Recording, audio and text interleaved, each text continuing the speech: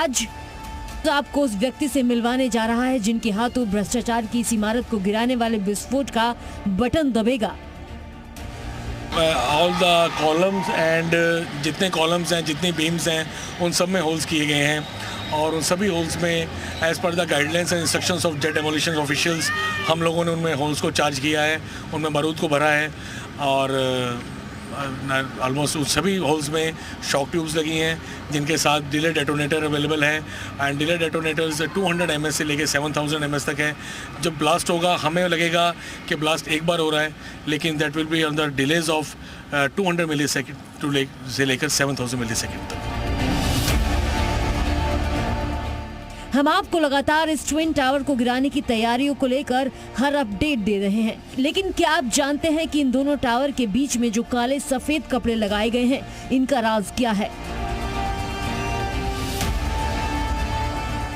दरअसल ये काले सफेद कपड़े खास मकसद से बनाए गए हैं और विस्फोट के दौरान ये कपड़े मलबे को बाहर की ओर छिटकने या तेज गति से उड़ने से रोकेंगे। एक्सप्लोजन में क्या होता है, जब कहीं भी एक्सप्लोसिव यूज़ होता है और ब्लास्ट किया जाता है तो रॉक को फ्लाई करने का खतरा, और जैसे बिल्डिंग्स हैं इनमें कंक्रीट फ्लाई का बड़ा खतरा रहता है and you can control the direction of fall, but जब एक्सप्लोजन होता है और कंक्रीट फ्लाई करता है आप उसकी डायरेक्शन को और उसकी स्पीड को कंट्रोल नहीं कर सकते। एंड एडिफिस इंजीनियरिंग के सामने सबसे बड़ा चैलेंज यही था कि ड्यूरिंग द ब्लास्ट, जब ब्लास्ट होगा तो जो कंक्रीट है वो फ्लाई करके आसपास की बिल्डिंग्स को हार्म कर सकता है। और इसी कड़ी में हमारे सहयोगी जब्बार खान इस वक्त हमारे साथ जुड़ गए हैं। जब्बार का सीधा रुख करते हैं। जब्बार, काउंटडाउन शुरू हो चुका है और हर कोई इंतजार कर रहा है कल दोपहर 2:30 बजने का, जब ये टावर ध्वस्त किया जाएगा। अभी क्या अपडेट है, क्या तस्वीर है, जरा बताइए।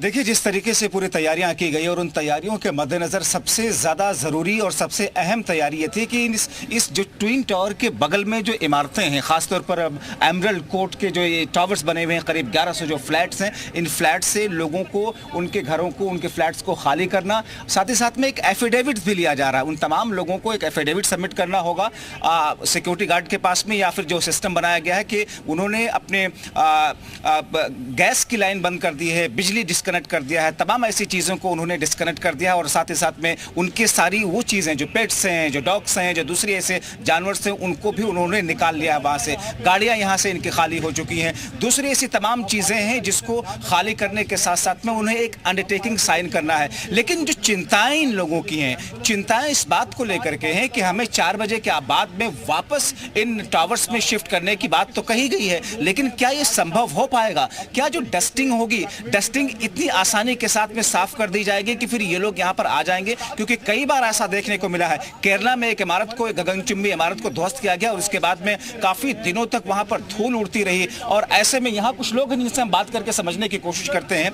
आप लोग यहीं रहते हैं, आसपास की इमारतों में रहते हैं जी, क्या चिंताएं हैं लोगों की? आप किस किस्म की अंदर डर या अंदेशा है? क्या गाँव के लोग तो डरे हुए हैं। हाँ, बिल्डर ने तो इनका वो करा रखा है, बीमा। गाँव के बारे में कुछ सोचा नहीं है। गाँव के बड़े बूढ़े हैं। अच्छा, तो आप लोग आसपास के गांव में रहते हैं, वहां पर भी आप लोगों को खतरा है कि धूल उड़ेगी, अस्थमा, दमे के मरीज लोग होंगे? हाँ जी, खूब धूल, कम से कम 2-2.5 घंटे धूल उड़ेगी। अगर गांव की तरफ को होएगा तो गांव के लिए भी समस्या हो जाएगी यहाँ पे जो है, तो गांव के बारे में भी कुछ सोचना चाहिए था। महिला है तो सभी को महिला जो है उनको लिए भी दिक्कत है, जो डिलीवरी है, ये सब है, बच्चे छोटे छोटे हैं, इनको तो दिक्कत ही है गांव में। सोसाइटी के लिए नहीं। लेकिन ये कहा जा रहा है कि जो कंपनी है जो ध्वस्त करने जा रही है कि हमने ऐसी तैयारियां की हैं कि किसी को कोई दिक्कत नहीं होगी। नहीं, दिक्कत होगी। दिक्कत तो 100% होगी, इसलिए कि सोसाइटी वालों को तो, इन लोगों को तो सुविधा मिल चुकी है, लेकिन गांव वालों को क्या सुविधा धूल मिट्टी से? एक चिंता और है।